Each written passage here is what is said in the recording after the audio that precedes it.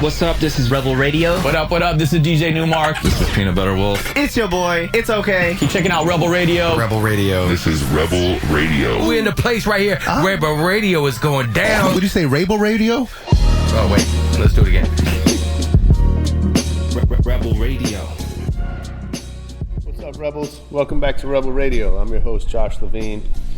This week we are back with part 2 of my interview with Richard Greene. I met Richard earlier this summer at the Worlds Conference, Worlds with a Z.US. If you want to learn all about that, it was a great 2 days of hearing leading thinkers and meeting really interesting people, including my man Richard Greene, who is not only an expert in public speaking, he's an author. In our last episode, we talked a lot about how his ideas to change the electoral process. If you didn't hear that, make sure you go back and listen to that one. And in part 2, we're going to talk about his lessons that can make anyone a great public speaker. The biggest one, not surprisingly, is have something important to say, something that really matters to you, and then you're going to get that across to your listeners. So good stuff coming up here with Richard Greene right after our EDM.com track of the week.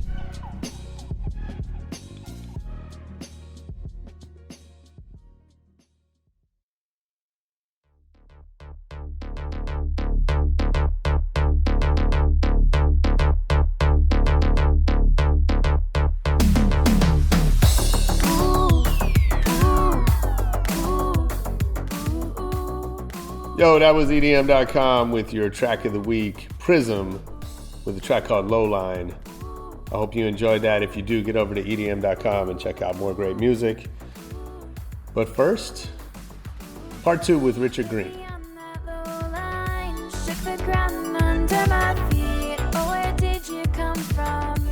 So I want to touch on something. You talked about social media as this vehicle. And so most of your work that I've seen focuses on not social media, but you know, in person, you know, someone's standing on a stage, right? How much of that applies in social as well, and how much are those things different? Help me out. If I'm trying to be, you know, if I'm trying to learn to be a better public speaker, right? To build my career, to build my influence, my political influence, right. whatever it is I'm trying to achieve, right? I think today you've got those two opportunities, right? I've got, what do I do when I'm in the room in front of people, standing at the podium, and then what do I do when I'm at, you know, on Instagram later? Like, how do I get that? And you use the word conversation. I think, you know, it's very, a few years ago, you know, I've worked with a lot of brands on their social media, and a few years ago it became popular to say, hey, you know, fans of ours, get in the conversation with us, right? So I think there's this overarching theme that we're just in endless conversation across various media. So I wonder, you know, how much of what works in a public speaking environment or in that kind of interpersonal environment also works on the social channels, and what's different? Wow, there's a lot that's different and a lot that's the same. And by the way, I would also include emails. Yeah. Right? Sure. So there are 7 secrets. So if people want to kind of get an overview of my work, just Google Richard Greene with an E and then TEDx. Mm-hmm. So I did a TED talk a couple of years ago, and it has well over 1 million now, which is incredibly gratifying because it's also a historical thing. It's called the 7 Secrets of the Greatest Speakers in History. And I show clips of Martin Luther King and John F. Kennedy and, you know, Barbara Jordan, who's this amazing female speaker. She was a congresswoman from Texas. And so I'll just run through the 7 because they apply to any communication that you make. Okay. Now, the first thing to understand, though, is that the reason in-person communication is so much more powerful is because you're operating on word level, on the voice tone level, and on the body language level. And those are the three ways human beings communicate. So you and I right now, you're listening to my words, you're assessing and being affected by my voice tone and also my body language. You're able to see the enthusiasm coming out of the expressions in my face. We're making eye contact, right? And to some extent, you can do that when you're doing, a Facebook Live or you're doing a video chat, but it's not quite the same because you're not feeling their energy, but it's close. It's closer than an email. But let me go through the important thing to understand is that when you impact someone with your communication, you're doing it, as I said, with words, voice tone, and body language. What percentage of the impact that I'm having on you like me, you don't like me, you think I'm smart, you think I'm making it up, you trust me, you don't trust me, you want to continue to have another conversation with me, you don't, you want to vote for me, you don't. What percentage of that do you think comes from the words that I'm actually using? Well, I should know because I watched your TED Talk, but I don't remember the specific numbers, It's shocking. Around 10%. It's shocking. Actually, there was a study. It's very controversial, and some people even don't agree with it. But even if they don't agree with it, they agree with something close to that. Yeah. And this study that is often used is from 1968, and it said that 7% is the words, which is why you would have Al Gore and Bill Clinton when they were president and vice president, and Bill Clinton would charm everybody, and Al Gore would bore everybody. Now, Al Gore has gotten much better now, and I would recommend that people go see An Inconvenient Sequel. It's really a great film, and Al Gore has evolved as a communicator. So 7% is words, and Bill Clinton and Al Gore had the same speechwriters. So if words were really that important, then everybody who had a great speechwriter would be a great speaker, but they're not. So words are 7%, voice tone is 38%, which is obviously really important on the radio or in a podcast, and body language is 55%. When you're talking on the phone or in a podcast, our voice tone actually is over 80%. Right, the enthusiasm and the intonation, the punctuation, all of that. So the 7 secrets is applied to even written communication or social media communication. The key thing to know about words is that people love stories.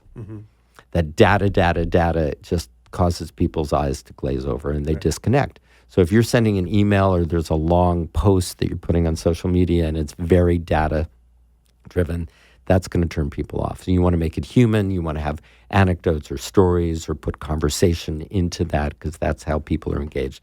Voice tone, obviously not relevant to an email or an Instagram post, nor body language. But the secret number 4 is called the lasered compelling message. It's really important if people are writing a speech or they're writing an email. A lot of people build to the conclusion. So, dear Josh, 4 years ago, blah, blah, blah, blah, blah, and then there was this, and then there was this, and then there was this. And so therefore, I want to ask you, or I want to invite, Lincoln Park, or I want to whatever, right? And people never even get to that part of the email or the post. So you want to put your provocative, really juicy headline up in the front, right? So I have something that will triple the social media audience for Lincoln Park. Boom. Let me explain, right? So I mean, you capture people right at the beginning. So in an email, what's the headline, right? Newspapers, if newspapers had the headline at the end of the story, no one would read newspapers. I mean, or would read any news article. People don't read newspapers anymore. So that's called the laser compelling message. That's I have a dream. The only thing to fear is fear itself. I mean, those are these provocative themes that are right up there at the front. So that's really important for being a good non-in-person communicator. And then secret number 5 is having a conversation when you're speaking to people. To some extent, that very much applies to emails. Make it conversational. Don't be formal. Don't be just data dumping the crap out of people, right? Make it personal and engaging. We are, as human beings, we're neurologically programmed to receive communication as a conversation, as opposed to as a performance or as a presentation. That's why A lot of people, burn and die when they're up on stage. No, I love that. I mean, the Steve Hofstetter, who's a comedian that we just had on the show, was talking about,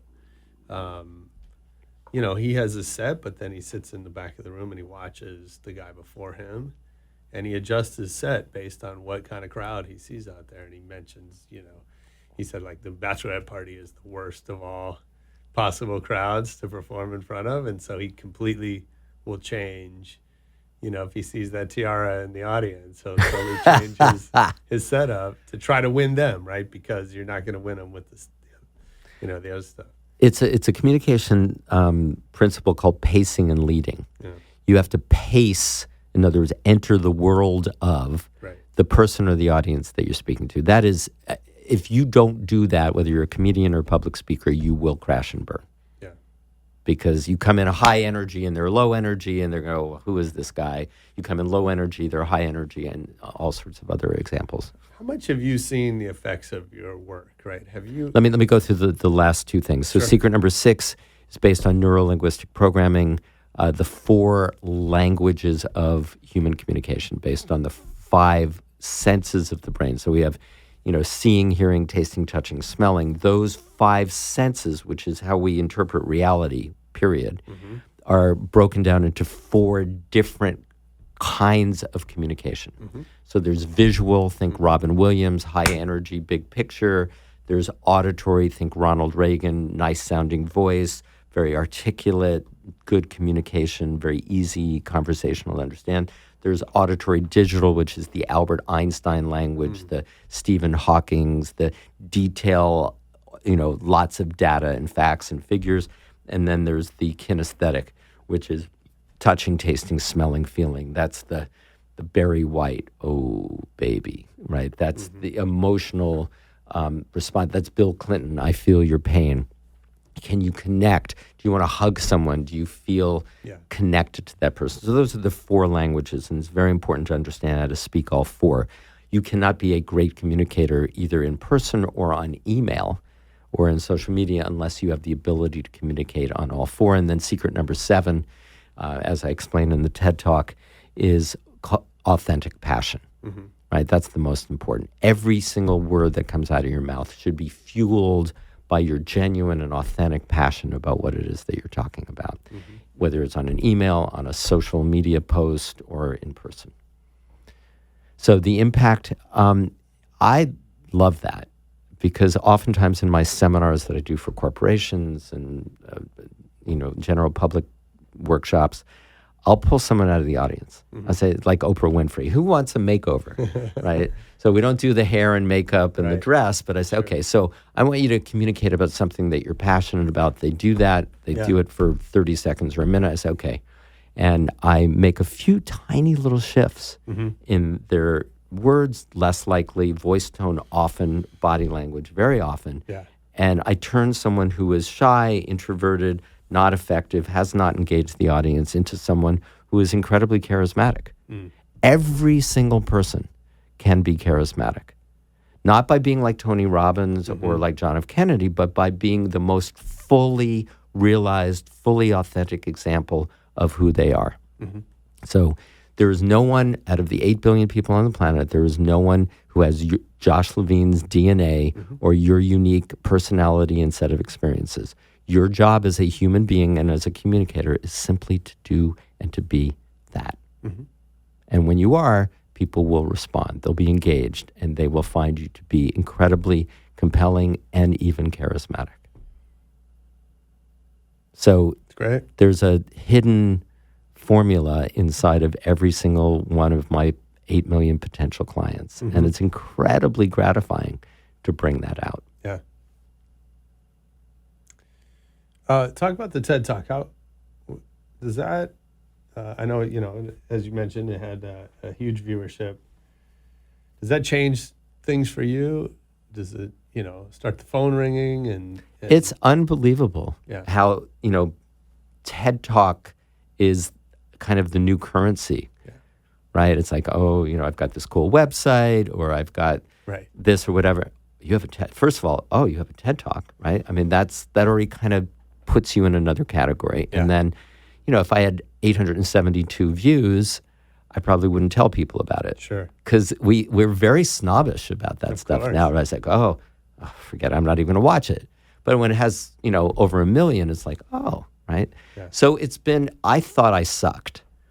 I actually, because I changed the topic the day before. Oh, wow. Which is a total no-no. Yeah. But because I'm a professional public speaker, the organizer said, whatever you want to do, you do. You'll be fine. Yeah. And I was going to talk about E equals MC squared and the new definition of God, because I'm so passionate that we find as a world community a consensus understanding and definition of God.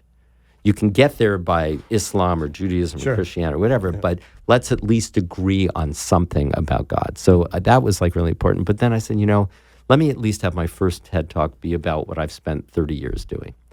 So I rearranged my entire TED Talk and threw it together, and I went up there, and it's like I walked up the stage and I said, oh, that sucked. And a friend of mine who had done TED Talks before goes, no, it was actually very good. It's going to do very well. And I said, God, I don't even want people to see it. Yeah. So it was very gratifying to see, it gain a lot of people. Well, I think you already said it. It tapped into something that is a universal fear, right? And people want, people are, I think I don't know. A lot of people watch TED because they want to see these great speakers. Right. Not so much that they want the particular information from the topic, right? Except for yours is kind of a meta because it's a speech about speaking. Yeah. Right. And so I think that taps into something specifically that the TED audience wants, but also, that we all want. We'd all, everyone would like to be, if nothing else, more comfortable. Yeah. Now, if you watch the TED Talk and you just incorporate even one tiny thing out of that 18 minutes, you'll be a better communicator. And that's very gratifying. And the other thing is the history of it. I mean, there are a lot of young people who don't know about Teddy Roosevelt, what a frickin' rock star he was. Absolutely. Or Barbara Jordan, as I mentioned before, or John F. Kennedy. I mean, I have 3 clips from John F. Kennedy because I'm such a total, Kennedy geek. Yeah. And then I have Barack Obama, and I've got, of course, Martin Luther King and Winston Churchill. But the very best TED Talk that I've seen was given by my mother. Oh, wow. Who is now 88, and she gave it last year when she was 87. That's cool. And it's called It's Never Too Late, ... until it is. Wow. And she talked about her life journey where when she raised myself and my 2 brothers, and then she went back to school, she got her bachelor's degree in her 50s.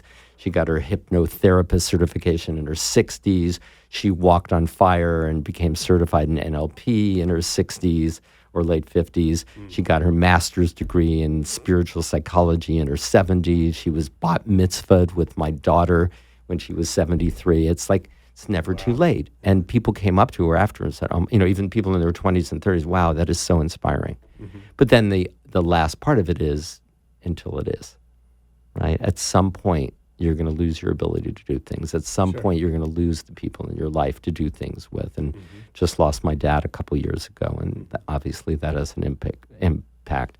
But her name is Eileen Greene with an E on the end. It's never too late, ... until it is.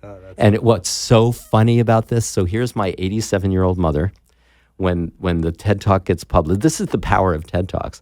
It gets published, right? And it's like, and she's looking like every 5 minutes, oh my God, I have 723 views. Mm-hmm. And oh my God, I have 900 views, right? It's so addictive. Absolutely. But then she said, why are people giving me a thumbs down? Right. I said, Mom, they give everybody a thumbs down, right? They're people who they're haters. Of course. That's so great. So when are you doing a TED Talk? I don't know, so we met at Worlds, which I thought was awesome. Amazing. And Roman's been on the show. And so one of the talks that I attended there was the TED folks. And it was about lessons from TED, essentially. And, and I do a fair amount of public speaking, or, I'd like to do more, but I do a bit. And, I think I'm okay at it sometimes. How old are you? 45. Wow. Good Jewish genes, huh? Thanks. So, where do you want to be when you're 50? On a beach? I want to be on a beach now. It's a beautiful day. It is. We can go afterwards. I was on yesterday, and I'll probably be back on soon. Now, is that your goal, really? No. I have so much that I want to do at 50 and now, and I love what I do, which is helping creative people be more successful. And I want to keep doing that, and I want to make movies, and I want to make other stuff that I haven't thought of yet. There's a lot of sort of pent up, pent up creativity that I got to find room for. Mm-hmm. And you want to do all of that on a beach. I get it. Sure. Why not? Yeah. Well, now, in some ways we can. We have connectivity everywhere we want, and all of that, and even when we don't want it. Yeah. Do you believe in the concept of dharma? Do you know what that is, first of all? I'm somewhat familiar with it, and I believe in it. That we have a purpose. In other words, that we come in to this particular life, this particular body, this particular time, in order to contribute something that only we can contribute. So if you're LeBron James, I don't know that I believe that that's predestined in the way that what you just said suggests. I believe that at any given time that there are contributions that only I can make, and that is that is why I'm here, is to make those contributions. But I also feel like throughout my life that changes. It certainly can, and it can evolve. Yeah. But the concept is that life has a purpose. Sure. It's not just some random protoplasm trying to muddle through until it dies. Absolutely. Right, and that every person does have a unique contribution. Mm-hmm. So as I said, if you're LeBron James or Michael Jordan, your contribution, you were designed to entertain people by playing basketball. If you're Albert Einstein, you were designed to advance civilization through science, etc. Mm-hmm. So I think that's, I travel around the world a lot speaking for the Young Presidents Organization, the YPO, and it's like 25,000 CEOs who started in the organization before they were 40. Yeah. And I find that when they hit 50, their life changes, and they start thinking about, wow, okay, it's not all about me, it's about what is the imprint, what's the contribution I'm going to make. And I think that's when life becomes really fulfilling and satisfying. That if we're living our life for ourselves, it's short-term happiness compared to long-term fulfillment. Yeah. So you're getting close. I better get on it. Okay, I have some questions I need to ask you. What have we been doing before? Well, these are. I like to ask. It's sort of a lightning round. Okay, I'm ready. Let me take a breath. With the same. Okay. They're not actually that fast, but they're. I like to end with the same. I do have one before we get to that, though. In your coaching, what stands out as the biggest surprise? You mean a specific person that I coached, or in general a lesson about? Either one. Wow. That's a good question. I've never been asked that before. It's not a surprise anymore, but I think it was a surprise when I was younger. Because, when I was a kid, I started this path when I was early 30s, and I'd often be coaching people in their 40s and 50s and 60s, and who were very accomplished, or presidents or prime ministers. And I was shocked at how everybody is basically insecure.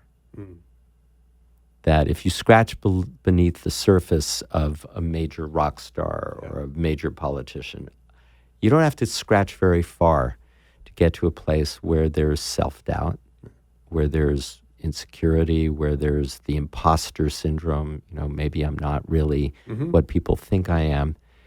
And I find that lovely. Yeah, it's humanizing. it's humanizing. And so I want to go and connect with that part, right? And that's where we can connect. And then the message is the one that I just shared with you, essentially, that you are, we're all insecure, we're all this in some way, but we are incredibly magical and important because the entire universe has never experienced you. Mm-hmm. You are a once in a universe or once in a multiverse experience. And that makes you unique. There's no one who will ever, ever, ever be like you with your DNA, with your soul, with your experience, or whatever. And so that makes you unfrickin' believably special. Mm-hmm. And so nobody can do with that. Mm-hmm. That's great. That's great. It reminds me, yesterday my son is 7 and he's on a basketball team. Mazel tov. And thank you. And he was telling me yesterday that he loves basketball, but he doesn't want to be on the team anymore because he gets embarrassed when he misses a shot. And, my first thought is, okay, we have some work to do to help him unpack that and through that. But you can help me as well because I'm not 7 and I kind of get embarrassed when I miss a shot. Of course. Well, so what I said is, me too and everyone else. And then we talked about it a little more, and I said, what we have to do with that is find a way to work on so that we're making more shots than we miss, and we're enjoying the whole thing. And missing shots is part of it. It teaches you what not to do next time. And even LeBron James misses shots, and totally. Kobe Bryant. We talk about Steph I'm Curry sure. So Steph, he's the best, isn't he? Yeah. Love him. Kids love Steph. I want to tell you something about the Golden State Warriors. You can tell this to your son. What's his name? Justin. So Steve Kerr is a friend of mine. Nice. Who's just an incredible guy. The number 1 percentage 3-point shooter in the history of basketball, right? Yeah.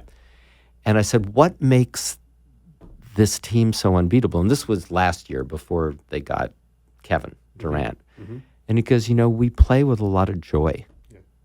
I said, what? I said, I'm having a conversation with an NBA coach who's talking about the word joy. Yeah. Yeah. And you look at Steph Curry, and that's what you see. Absolutely. Yeah, and that's so remarkable because you don't hear that. You don't hear that in sports. You don't hear that in business. And I think that's the key to a lot. So I have joy when I travel around the world giving speeches and coaching with people. It is a joyful experience to me. And if it stops being joyful, I'm going to do something else. Mm-hmm. And if someone's a basketball player and it stops being joyful and they become a paycheck player, they should quit. Absolutely. And Steve Kerr would probably fire them if they were. Yeah. Okay. What's something you used to believe? So tell Justin. Yeah. Forget that, right? Just play with joy. Just have fun out there. Yeah. And the truth is, because I used to do some sports psychology, Tony Robbins and I worked with some basketball players and tennis players and skaters and whatever. And it's really important where your mindset is. And I used to teach tennis. It's all about that mindset. And then you can help me with that because I'm working on my tennis game. And you look at the great tennis players, and they're having fun, right? It's joyful. They're just celebrating the artistry of that. Okay, anyway, go ahead. Okay, let's do the lightning round. So, tell me one thing that you used to believe and then decided you had been wrong.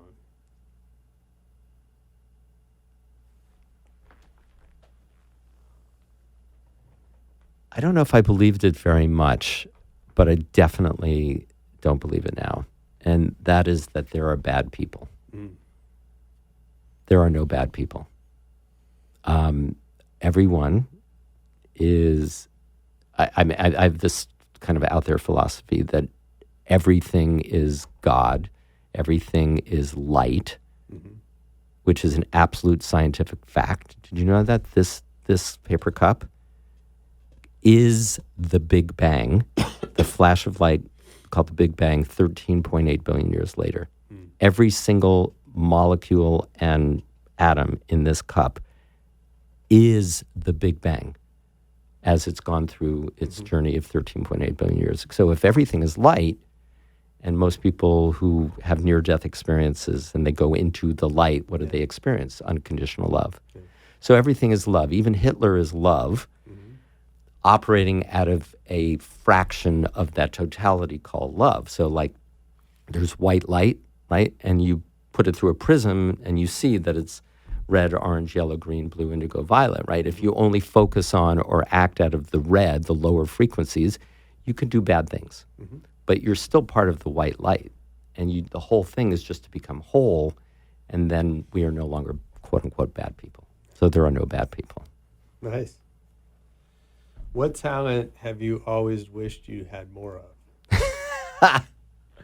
I tried out for the JV basketball team, since we're talking about Justin and basketball. You know, I'm 5'8". I used to be 5'8.5". You know, so, but I had at my parents' home, we had a basketball court, and I would play all the time, you know, that and tennis. Yeah. I was on the tennis team, but I wanted to be on the basketball team. And I tried out for JV basketball, and I didn't make it. Okay. So I you know, gosh.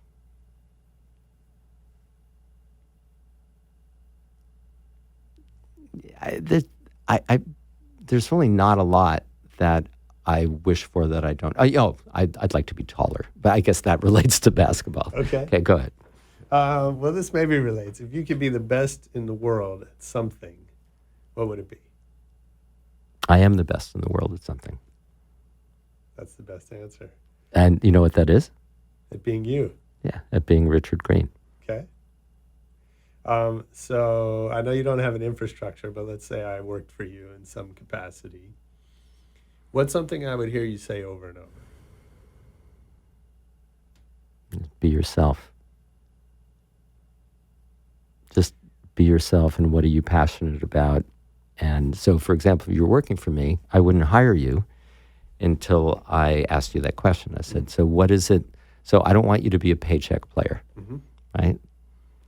No matter how much money I would pay you, I would want you to be doing whatever it is that you were doing for free, right? I'll pay you, but I would want you to love it so much you'd be doing for free. So what is it that you are most passionate about? Let's have you do that. Cool. And I think if CEOs did that, they would get a lot more productivity out of their staff. Who would you be most excited to learn as a fan of your work? Wow. And it's crazy because when you have a TED Talk that has a lot of views, I looked online. There are courses that have been created around my TED Talk that I knew nothing about. I mean, that's humbling and mind-blowing. God. God,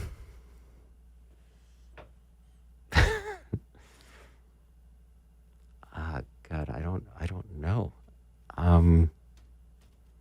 I know. Albert Einstein. It's a good one. Because not just my public speaking work, and I have a book, Words That Shook the World, that included him as one of the 20 most inspiring speakers of the 20th century. Because when I wrote that chapter, I became obsessed with E = MC squared and had an epiphany about it. And I had this idea that E = MC squared was the new definition of God. And that's what birthed this children's book. And so I would love for Albert Einstein, wherever he is, to go, you know, I was going to pretend to have a German accent, you know, Richard Greene, you know, you got it. You got it. You're continuing my work. Oh, that's cool. What's your favorite city to travel to? Listen, who doesn't love New York? I think New York is like the coolest, most fun city in the world. But I would say I love the Maldives. So Male, although I've not worked there. I love Vanuatu. I've done some speaking in Reykjavik in Iceland, which I absolutely love. Cool. I've not been to any of those Oh, except New York. You have So to go to those three put those places. on my list. Yeah, that's cool. What's the last great book you read? I don't like to read books. That may come as a surprise. Interesting for an author. Yeah, I don't Okay. like to read books because I read a lot. I mean, I read a lot of articles, Yeah. but mainly I've learned most of what I've learned by talking to people, both at cocktail parties, at festivals, Burning Man, whatever, and on my radio show. Yeah. Right? I mean, that's the cool thing about doing a podcast or a radio show. You pick up the phone or you send an email. Will you be do it. right? And it's like, wow, it's like it's a private university. Yeah. The last novel I read was Harry Potter about 20 years ago. Okay. I'd say my favorite books are The Power of Now by Eckhart Tolle, A New Earth, which is even better, also by Eckhart Tolle. The Dancing Woolly Masters. It's an old book back in the 1980s by Gary Zukov, who's one of Oprah's favorites about quantum physics. It just changed my life, blew my mind about how spirituality and science are the same thing. Cool. Those are. So I've read things since then, but I'm not. No, those are great. I honestly don't want to be parroting other authors. Yeah. I mean, I'll watch TED Talks somewhere, but that's 18 minutes. That's not a book because I want to stay fresh and I want to contribute something that's me, not a dumbed down version of somebody else. Mm-hmm. What movie do you think you've watched the most in your life?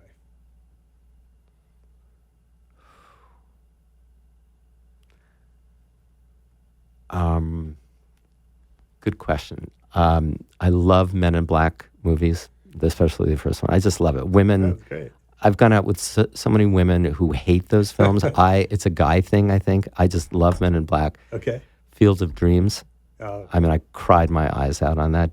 You've seen that, right? Yeah, It's sure. unbelievable, right? Yeah. Avatar. Uh-huh. I did 8 events with James Cameron. I brought him to Capitol Hill and to try to put forward his environmental vision, got him connected with some senators.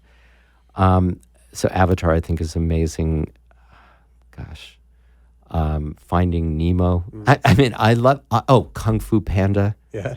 and Happy Feet. Okay. I honestly think that animated films sometimes are the best films out there. And I'm not ashamed to say that. Sure. Cool. Okay, and then favorite DJ or live band?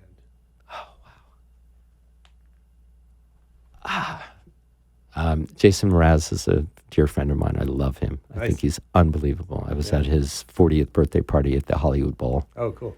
He's incredible. I like Jack Johnson. I think he's amazing.